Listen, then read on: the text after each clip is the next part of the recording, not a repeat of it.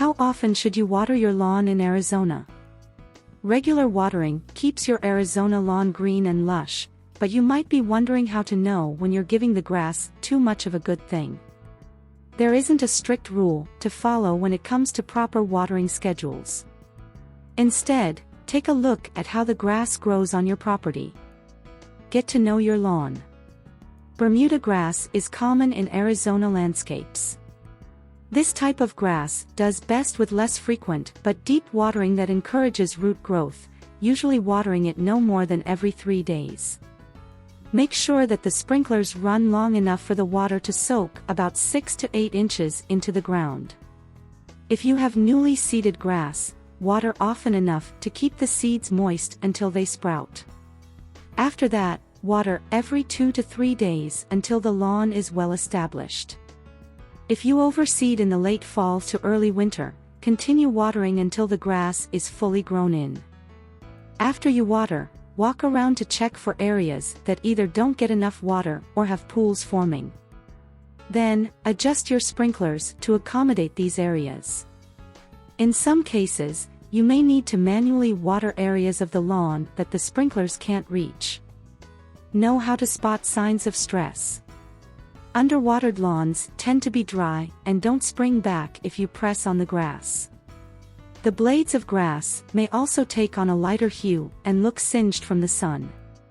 You can use a measuring device to check to see if the water is sinking deep enough into the soil.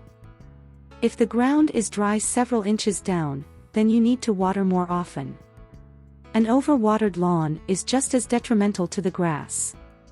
You might notice that the ground is spongy as you walk on it. Mushrooms, fungal spots, weeds and mold might also be evident. Watering too much can also strip the ground of nutrients and cause plants and grass to look burned or wilty. Decrease watering during rainy and cool weather to prevent this from happening. Pay attention to plants.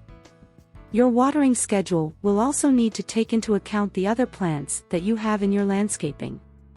Native plants tend to be hardy and capable of surviving dry periods.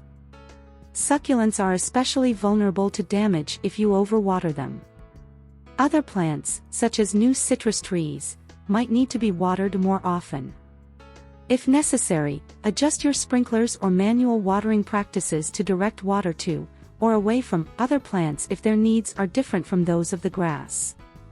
Do you feel like you are watering regularly and still not seeing results? There could be other issues occurring with the grass that are hard to identify from the surface. Root rot, low nutrients in the soil and grassy weeds can all impact the general health of your lawn.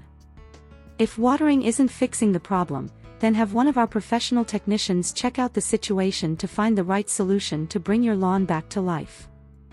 For more than 25 years, Custom Weed and Pest Control helped residential and commercial properties stay weed and pest-free. Don't fight the good fight alone, call Custom Weed and Pest Control.